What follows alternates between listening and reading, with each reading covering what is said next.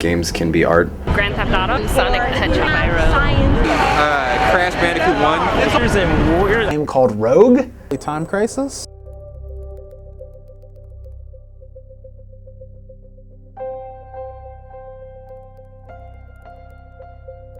What I'm gonna try and do is move one of my hands over and tap the top of yours. Oh, okay, this game. Okay.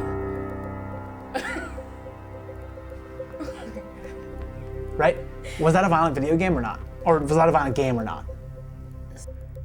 Violent video games.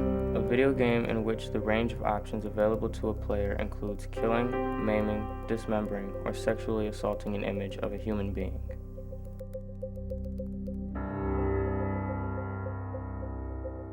Oh, everything you see affects your mental state. Everything plays a factor in what you think and what you do.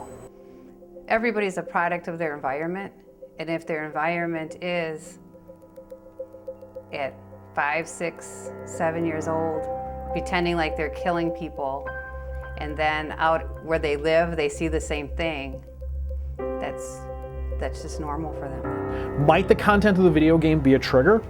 It's possible. But the content of a book could have been the trigger, a television show, the actions of the somebody next door. Recent research has suggested that violent video games can produce aggression in the short term, but there's no definite evidence suggesting that there are any kind of long-term effects or that video games lead to long-term aggression. They're not dealing directly with other people face to face, which are incredibly important social skills for them to develop. And I think it can be damaging to them to spend so much time in the safety of that game circle as opposed to stepping out and risking a little bit. I think video games in general affect my social health. Because, like I said, everything you do and watch affects yourself and how you interact with other people and the like.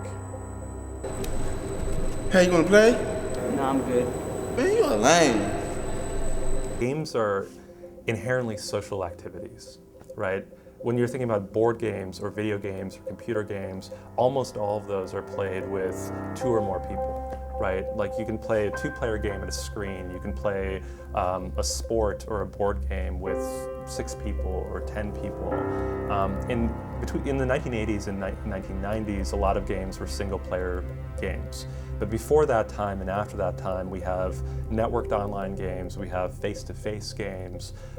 So I think games are inherently social. Video games, or collaborative games, give people a chance for social interaction, and they have the chance to work together, and that really develops interpersonal skills and the ability to work with another person.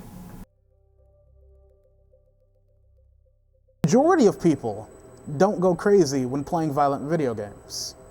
The majority. It still happens, and that's a problem, but you can't just ban everything because a small majority is taking the information the wrong way.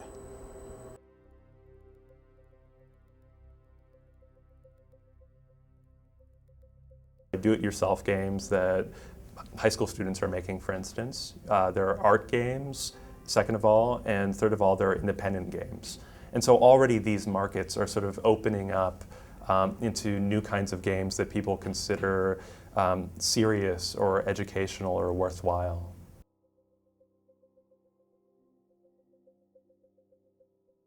But the great thing about games and why I love working in the medium so much is because there's so much unexplored territory. Violent video games may have a negative effect on teens, but they are not the only cause for aggression and anti-socialism. All video games are different, just like everybody is different, so you can't base everyone's reaction off of one person's reaction.